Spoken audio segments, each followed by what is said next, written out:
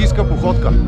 Днес е ден 6 от презареждане в Родопите и сме на гости в Триград, където наш домакин е Чолакова, която е организатор и кмет на събитието Орфееви мистерии. Това е празника на града.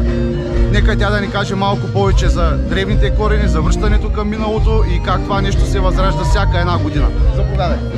Здравейте! Радваме се, че ни представяте като град, но сме в село Триград.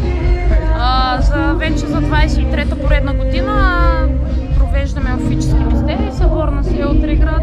През 2003 година Костадин Хаджийски поставя началото на празника, на фестивала. За съжаление не е между живите това човека и основоположника на туризма в Триград като цяло. За самото събитие искаме така да пресъздадем някои традиции, като и старо тракийско селище, нали, Триград. Гостите могат да се забавляват, има много туристически дестинации, които могат да посетят.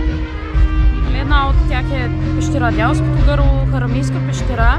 Тя е екстремна, там се влиза със специален водач. Имаме и джипове, офроуд, които и момчетата извозват, качват ги.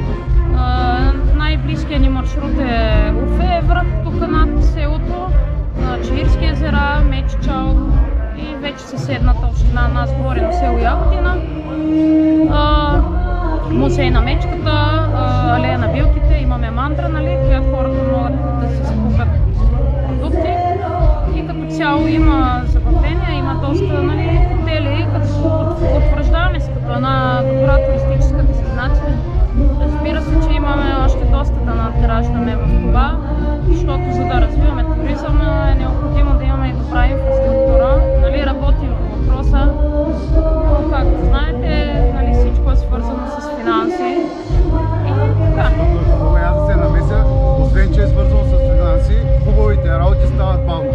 И точно заради това сваляме шапка и поздравяваме за това, което правите и може би и това е причината да ви наричаме град Триград, защото се развивате бързо, а не село. Ние също благодарим за гостоприемството и ще бъдем ваши гости винаги. Живи и здрави, още веднъж благодаря.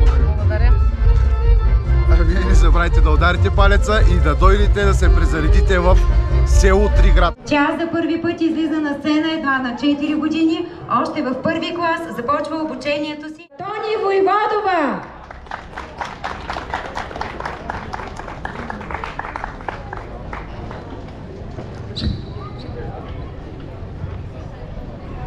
Добър ден, скъпи жители и гости на село Триград.